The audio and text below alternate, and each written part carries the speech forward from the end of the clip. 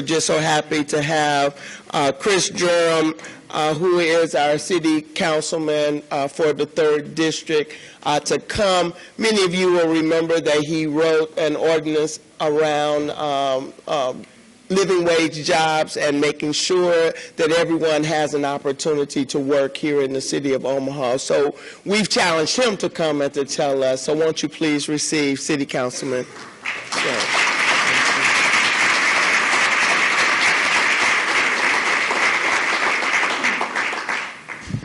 You know, I'm a lawyer in my real job, and I'm an elected official in my other job, and one of the things they teach you in the courtrooms as lawyers, through the judges who are constantly yelling at you, is, don't be animated, don't move around too much. If you're in federal court, stand when you're talking, sit when you're not. So I'm not as animated as Candace. I don't have the PhD that Jonathan Benjamin Alvarado has. I have a JD. We're even less than the doctor. We have a Juris Doctor, but I think we're even lower on the totem pole than the PhDs. When I rode the bus recently, there was a lot of talk about buses. If you want to talk about humility, this is. I ride the bus periodically. Those are where I find real people. And one of the more entertaining ones, recently I got on the bus at 19th and Farnham. It was either the 15 or 55, and I was going to take it back to my house. It drops me off. I'm lucky. I have a couple routes right by my house. And this guy comes up to me and says, "Hey, you that city council dude?" I said, "Yeah, I am." He said, "What, did you get a DUI or something?"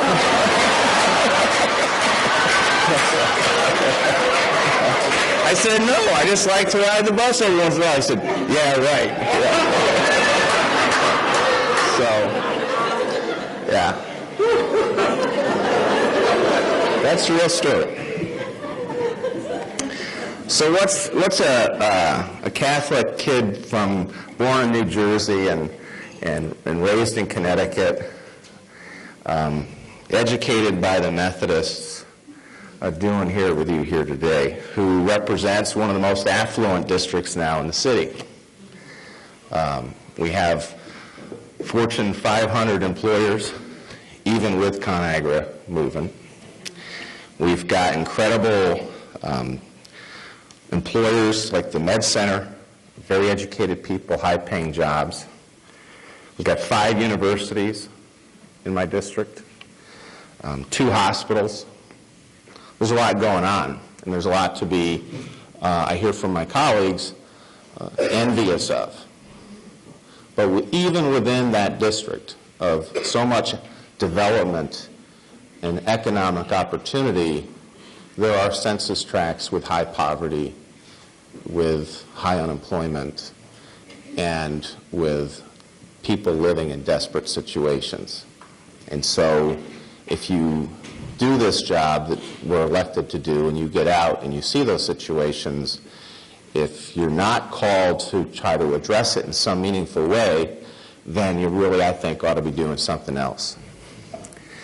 Now, one of the things that I'm asked a lot about is, what does the city do and what don't you do? And sometimes people tell me things that they think the city does, or they share with me they wish we could do things that they think the city does not do.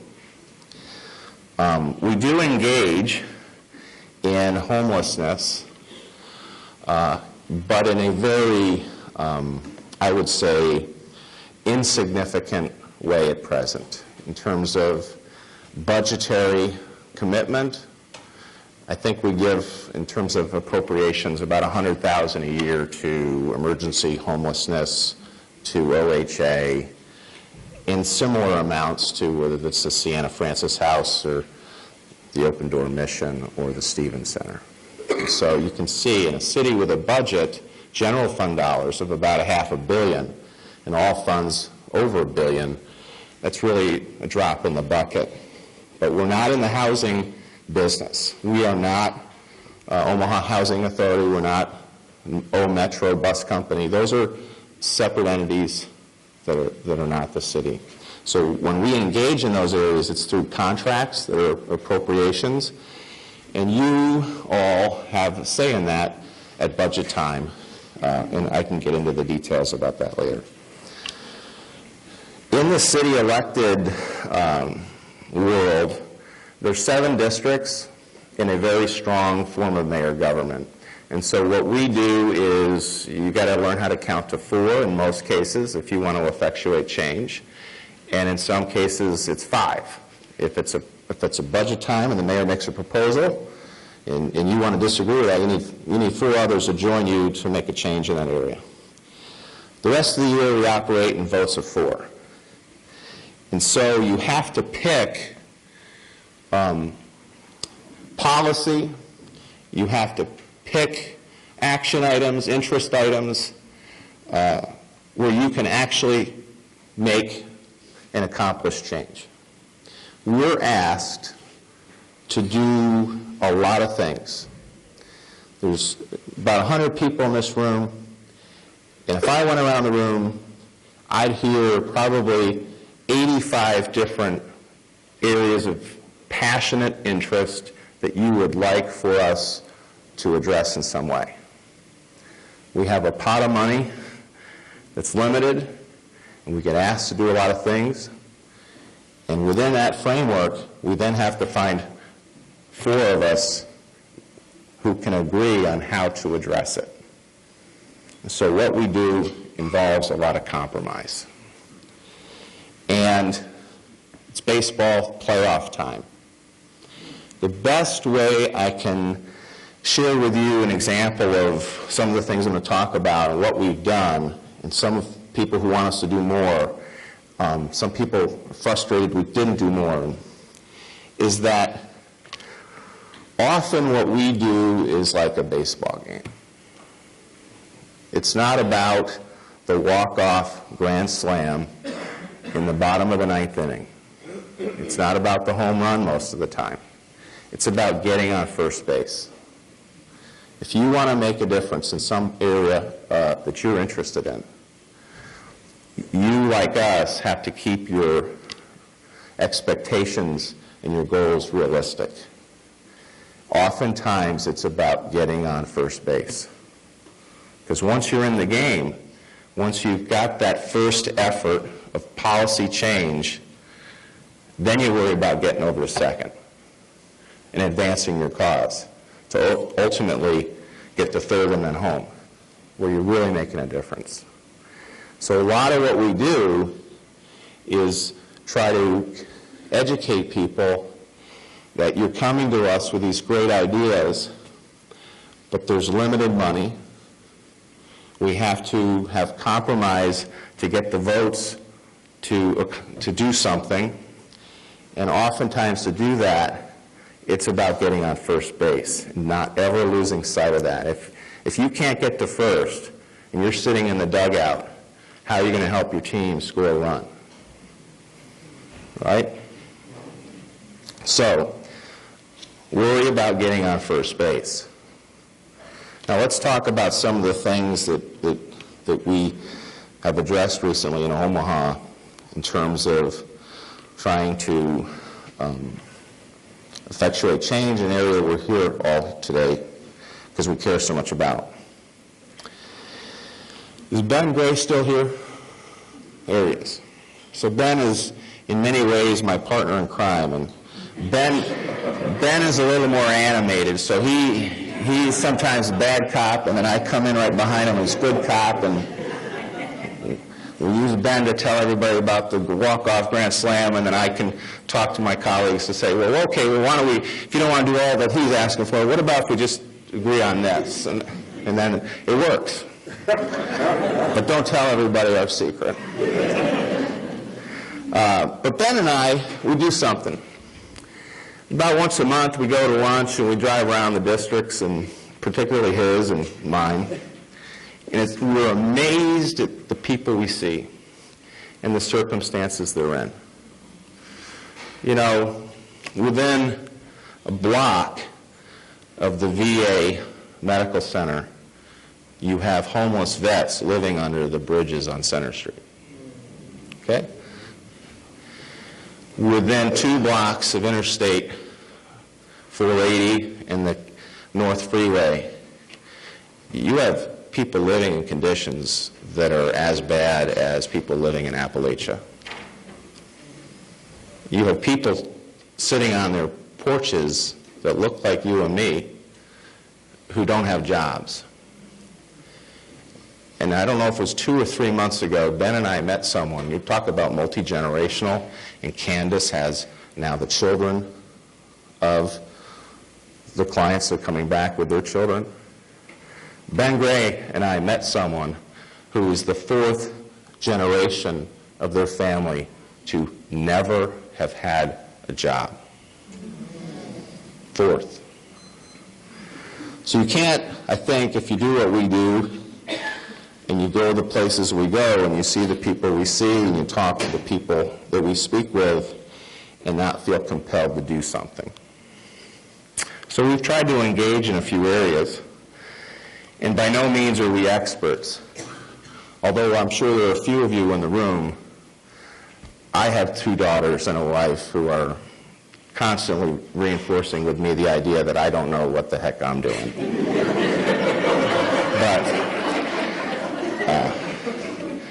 And people say, well, you get outvoted a lot. There's no votes in my house. So what they say goes, and I go along.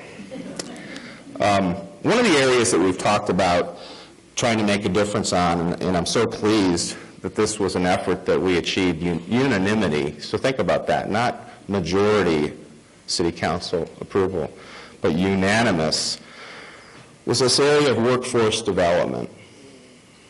So the city gets federal funds that flow through the State Department of Labor to try to address unemployment in a tri-county area through Workforce Investment Act, although they've changed the name recently. And I was interested a few years ago with Ben that the city actually contracted with the state to provide those services because we were so inefficient at it ourselves. We couldn't pass Department of Labor audits back in the 90s, that we gave it back to the state. And in the contract with the state, the city agreed that over 60 cents, it was acceptable in the contract, deliverables, that over 60 cents of every dollar that came from the federal government that was supposed to go to help people get the skills, remediation, training to work, that would go for administrative overhead. So Ben and I said that's unacceptable. And we at the city may not know how to do workforce development, but I think in a city as big as Omaha, we can find the people who do. And we formed a nonprofit called Heartland Workforce Solutions.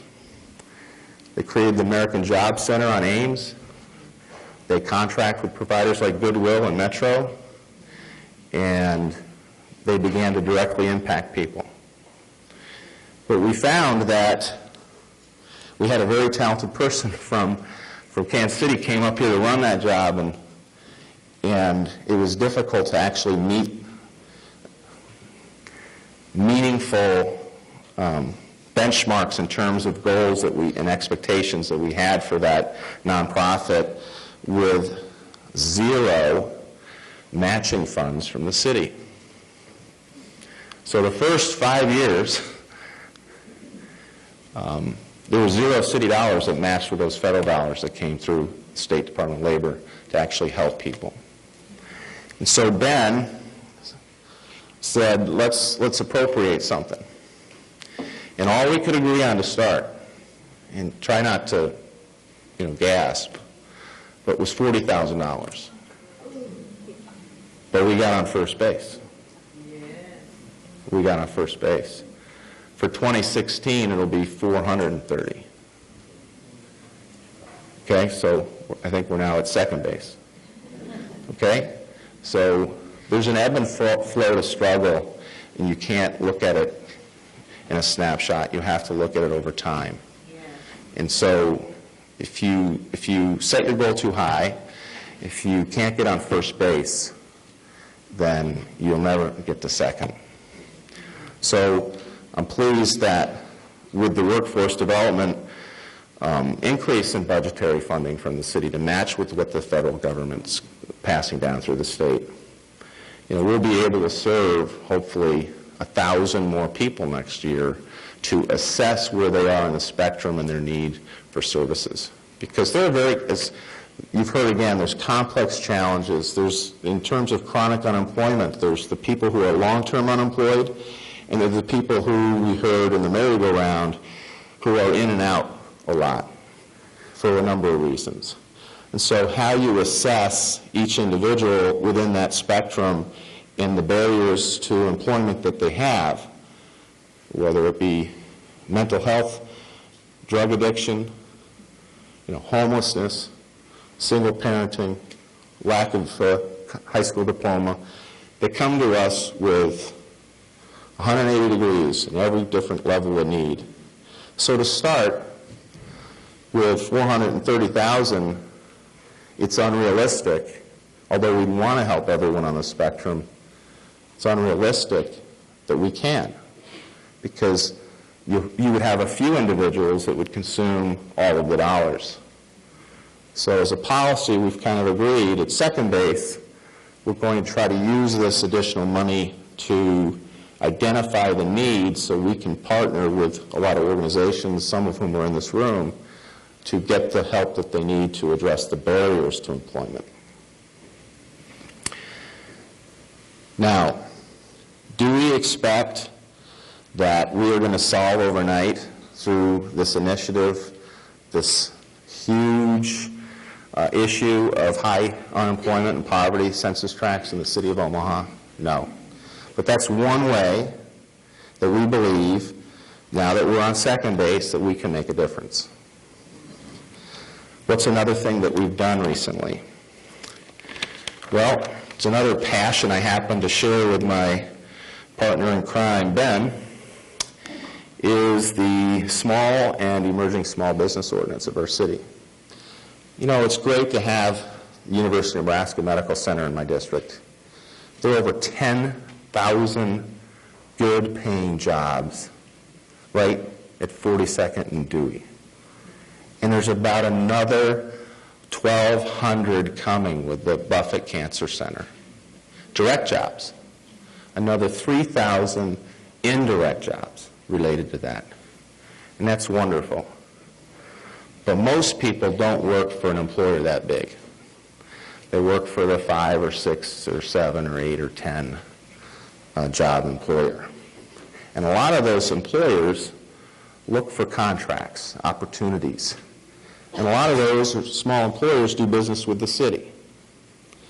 So what we've tried to do in city business and city contracting in the post-affirmative action era, where it's race neutral, it's all based upon economics. So in the city, our policy has been since 2010 to create 2 classes of small and emerging small businesses, Tier 1 and Tier 2, and basically it works like this. If you are a small business, basically using Small Business Administration statistics as to your size and numbers of income and revenue per year, you want to do business with the city, you get certified as a contractor, then you get a leg up, an opportunity to grow your business through an opportunity with the city. And then we take it a step further, because that's without regard to geography, okay? You could be in Elkhorn or Millard and be a small and emerging small business, Tier 1, Tier 2, except we created this opportunity thing we call, if you locate your small business in a census tract with high unemployment or high poverty, the theory being that you'll hire people from there. First you're going to invest in that community, then you're going to hire from that area. You really get a leg up with the city. And so, creating that ordinance, creating that opportunity, I believe unanimously passed again, got to first base. But in the first 5 years, we learned something. We weren't very good about holding ourselves, and the community wasn't very good at holding the government accountable to actually making sure we were keeping the promise and awarding contracts to people who, in terms of the small and emerging small businesses, the percentage of contracts going to those contractors was like 4%. The city's goal is 15%. It's 14, technically. I'm calling it 15, but it's 14. And the reports that were supposed to be provided to us by Public Works, who is the biggest contract awarder of the city, weren't even happening. So now we're all focused about improving the process, making sure that there is a higher percentage of awards, of contracts given. So that's the second area we've given. We're not very happy with how we've done on that one. We've got a lot of work to do on it and room for improvement, but I'd say we're still on first base on that one. Ben's nodding his head. So we learned as a part of the workforce development and the small and emerging small business ordinance that there's another big area that we just were not succeeding in. Because remember, at the city, city government, it really is not very good at certain things. Workforce development was one of them. We're not, contrary to what you think, we're not job creators. But we've got to partner with people in businesses who are. And one of the ways we do it the most, as I just said, is with the entities that want to contract with us, the city. And so we thought, well, what can we do, what can we do, what can we do? And we hear over and over again. And these are just me, Ben, and I would be at over and over and over again. When you're dealing with Public Works and you're dealing with city contracts, guess who you're dealing with? No offense if there are any in the room. You're dealing with engineers. Okay? Engineers know about a blueprint, right? The blueprint they create that addresses the problem, the engineering problem, or the issue, or whatever it is. They do the math. Anyone else not good in math like me? I don't know what side of the brain it is. I didn't get that side. And we can't do that. We can't do that. Why can't you do that? Why can't you do that? Because in the contract, we have the plans. And what we score the contracts are the ability to meet the deliverables we put in the writing as what the project is to do. And then at the end of the day, the dollar amount to deliver that. So I looked at Ben, and I don't know how this light went off, but I said, do you mean if we had in the contract language that required the contractors to help the city meet a deliverable, and that deliverable happened to be something called economic opportunity or inclusion, you could score on that? And it was amazing. All these engineers, there were engineers from CH2M Hill, HDR, the city's engineering department. I think there was even, who was it? Was he from Cincinnati? Where was the contractor? Wade Trim came in from Ohio. And they all looked at each other and they said, we could do that. So once they said that, we said, okay, let's get to work. And we developed over the last 3 months a policy where every contractor, even professional service contractors, have to put in their bid proposals how they are going to help the city meet its stated priorities of workforce development, economic opportunity for people who are unemployed, and people looking for work, and people looking for a livable wage. And we now have those proposals. The first one's coming. So it's an exciting day. But we're on first base still. We'll have to see what can happen there.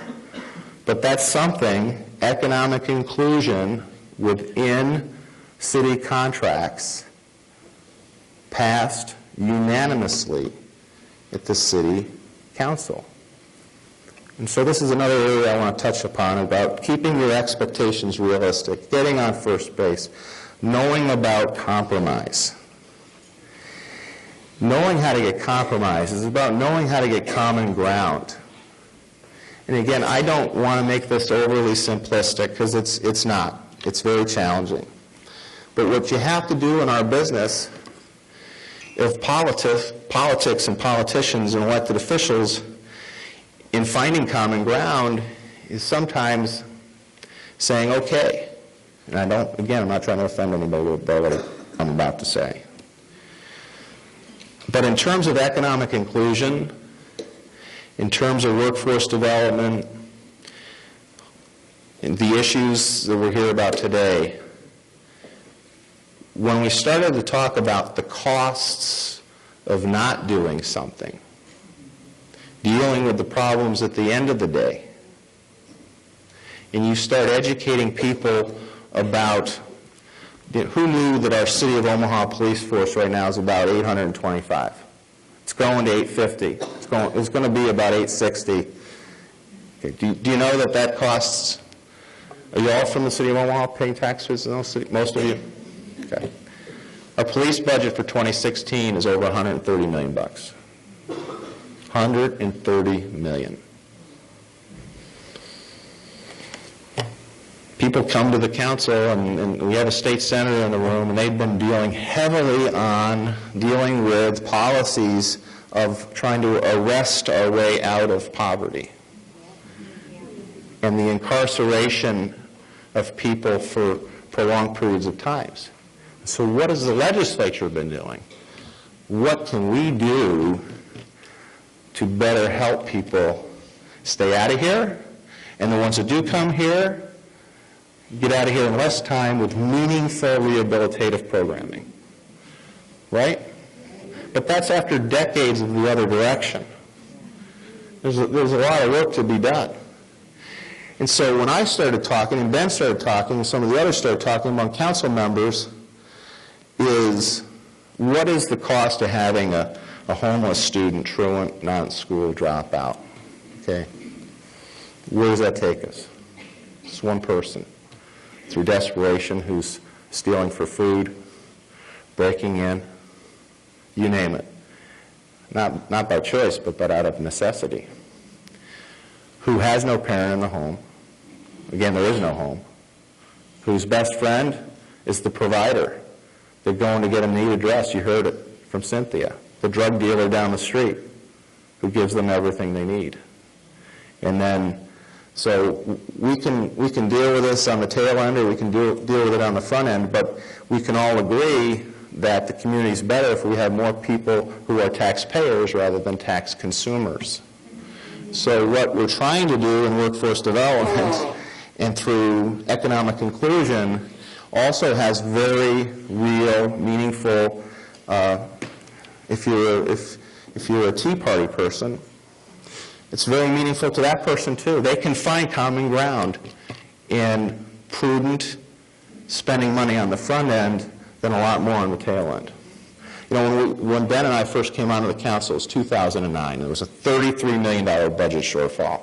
And there were literally, the Tea Party patriots who, the government's out of control, you're spending too much money.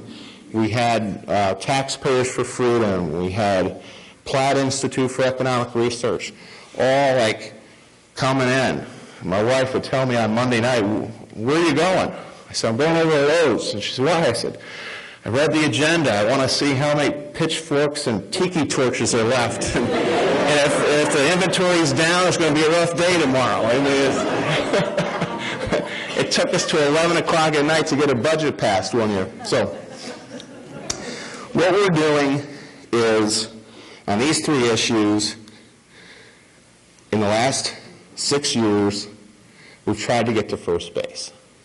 We've tried to engage, find common ground. Some of you may find that that's not enough, it's not soon enough, but believe me, in the confines of a democracy, with a spectrum of tax philosophy, I think without patting ourselves on the back, we're beginning to address something we really need to. But since I have 5 minutes left, I want to give you a charge. And I too could go into some scripture because it's a safe environment to do that. But you know, wherever there are two or more gathered in his name, he is among you. Right? Don't go out alone. Bring a friend. Engage. Go to a city council meeting. Send your city council person an email if you're the introvert and doesn't want to get down to the mic and say your name and address and engage on an issue. Don't do it alone. Take a friend. Keep your expectations and your goals realistic. Work on getting on first base.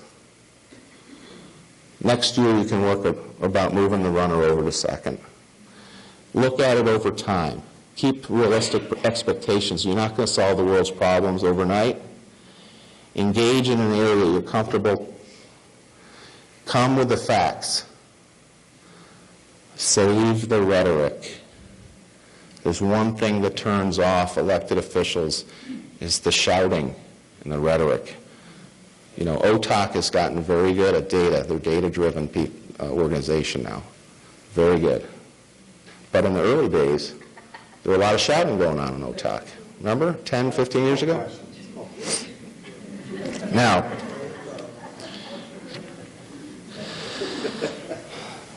you know, they say that what we do, the law is not right until it's just, right?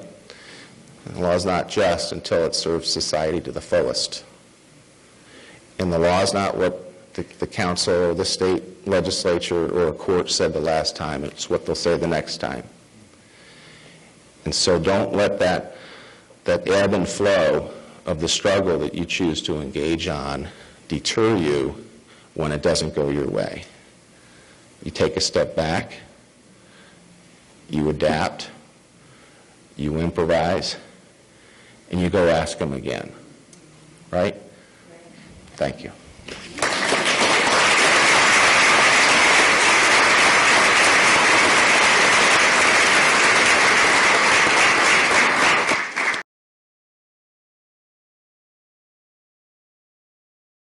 I'm originally from Ohio. Ohio expanded Medicaid. That made a huge difference. Governor Kasich has taken some heat in the Republican polls. But I want to tell you something.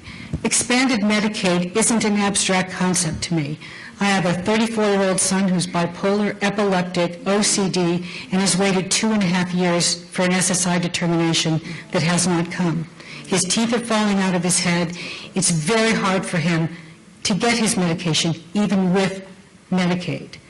If he did not have Medicaid, I would have buried my son. And I can't bear to see that happen in any other families. So that's why we have to give voice. And I'm guilty too. I go home at the end of the day and I'm tired. And the last thing I want to do is write an email to anybody. But sometimes I push myself, and I think that today has energized me. I want to thank you all. Yeah, that's so important. I can assure you that the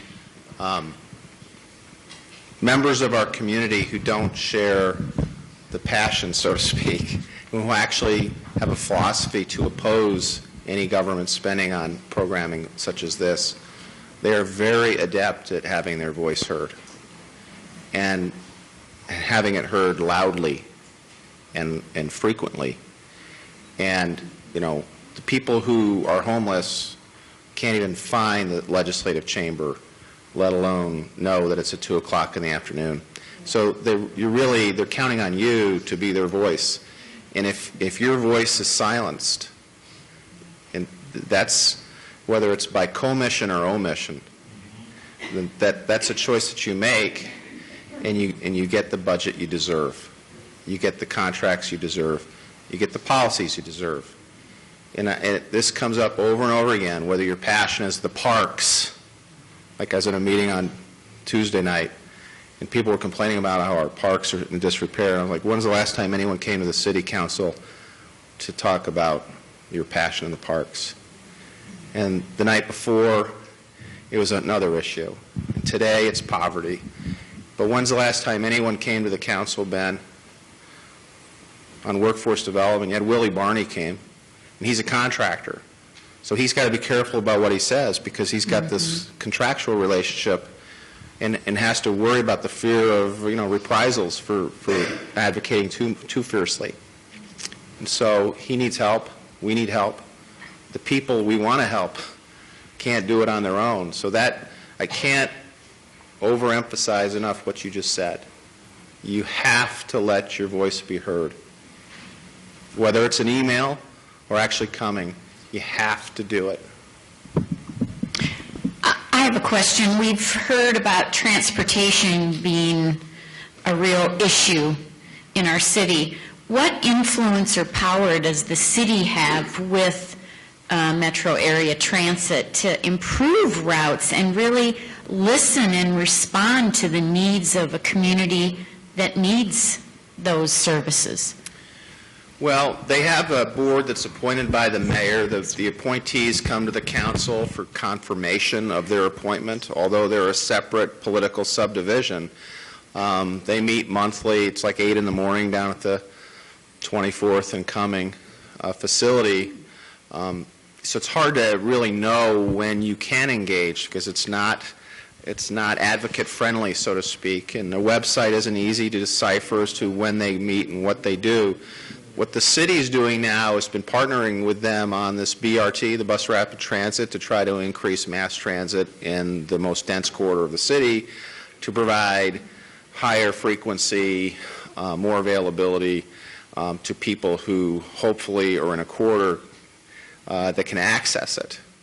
But that's just the spine of the system, right? There's the spokes that go off. How many people know that the highest ridership in the city for the bus is the 24th Street line? Very few of you knew it. But it connects the people with the greatest needs with services, with providers, with education. And so the people who are riding either from north to south or south to north, that's the highest ridership in the city. And what we can do is, as policymakers, poor people often don't have choice where they live, right?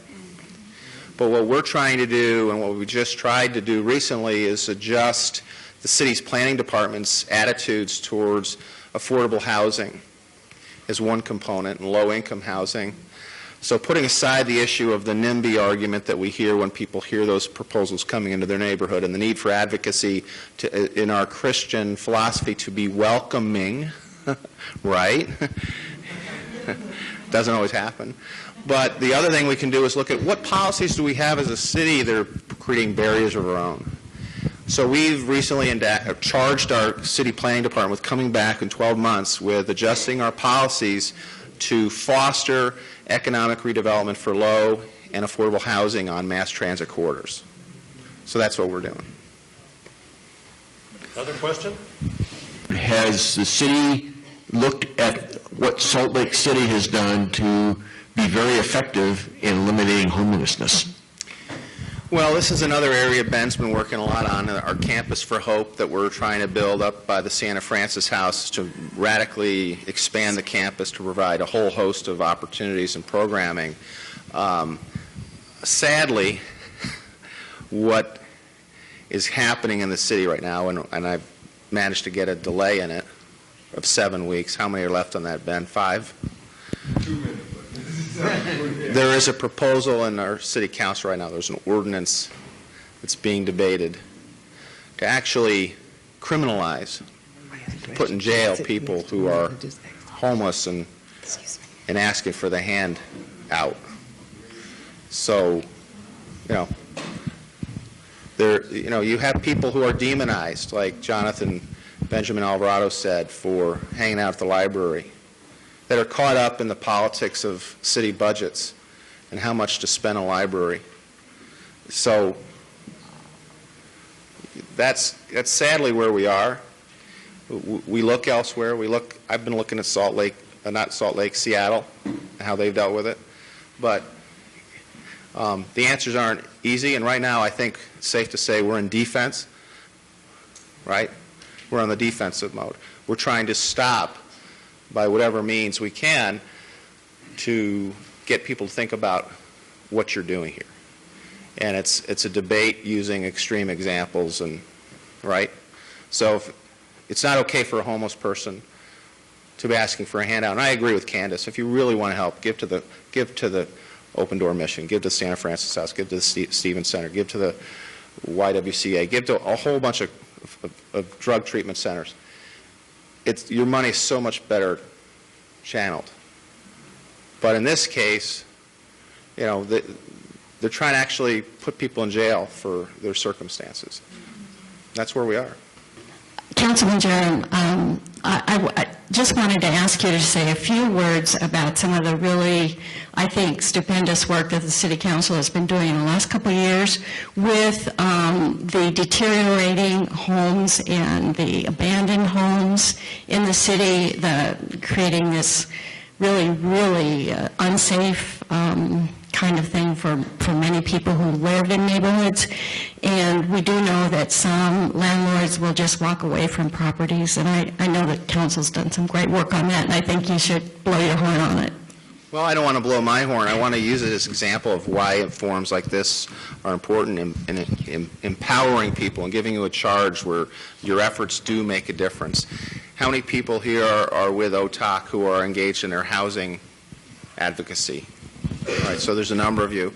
So this is an area where they can share with you their success stories, because through their advocacy, it gets publicized that there are over 4,000 homes in Omaha on the code enforcement for substandard maintenance and in many cases inhuman living conditions. There's over 400 on the demo list that is growing, not decreasing. So the more we've been spending, it's now over $1.5 million on demolition a year on these just horrific places that not only pose the problems that you heard about from Candace that she's gone into, that probably you lived, and all sorts of things that happen. They're also a danger to our first responders. We had a place on Turner Boulevard where there was a cutout that a drug dealer had made, because when the 911 calls were made and the police would come in, they were hoping because of the darkness they'd just fall through. So there are real issues with these places. But because of the advocacy of groups like OTOC, who came to the council, they come with the testimony, they bring witness to what's going on, they bring the photos to show it, they bring in the data to educate even the people in the, not just us, where they're preaching to the choir, or those they suspect, I think, that they have a majority of the council that support that issue right now. But they're really educating more than just us. They're educating the community to let people know there is a problem. We should be doing something here.